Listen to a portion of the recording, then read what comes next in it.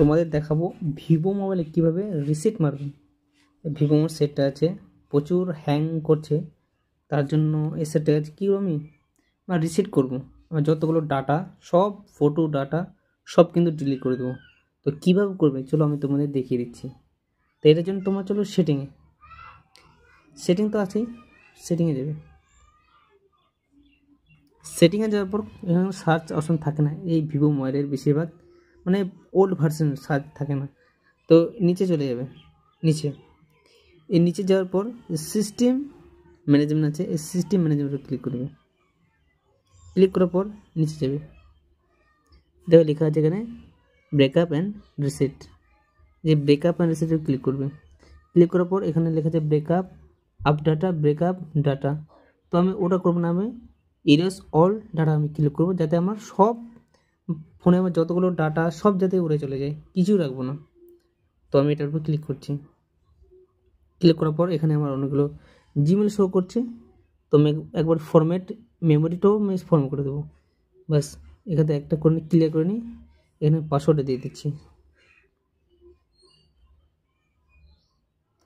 4 second time নিয়েছি কনফার্মের জন্য।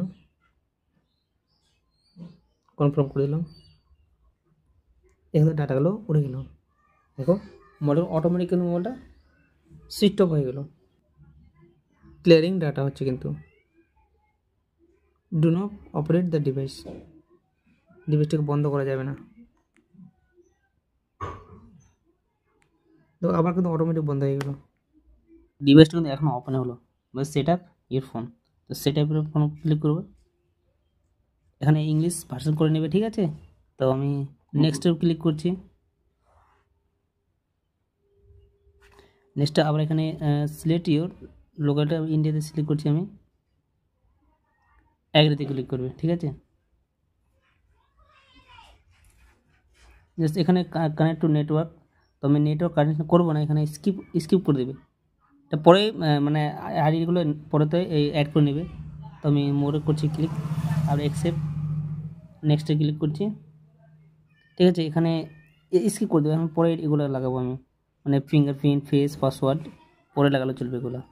এখানে নেক্সটে আবার ক্লিক করবে, আবার আমি স্কিপ করে দিচ্ছি, কিছুই লাগাবো না এখানে। অ্যাকচুয়ালি আমি ডিভাইসটা এখন ওপেন করবো শুধু, বাস স্কিপ করে দেবো। আবার ইউজ নাও, শুধু মোডে ইউজ করার জন্য আমি ইউজ নাও ক্লিক করলাম। দেখো মোডটা কিন্তু পুরোপুরি মোডটা কিন্তু আগের মতো হয়ে গেল।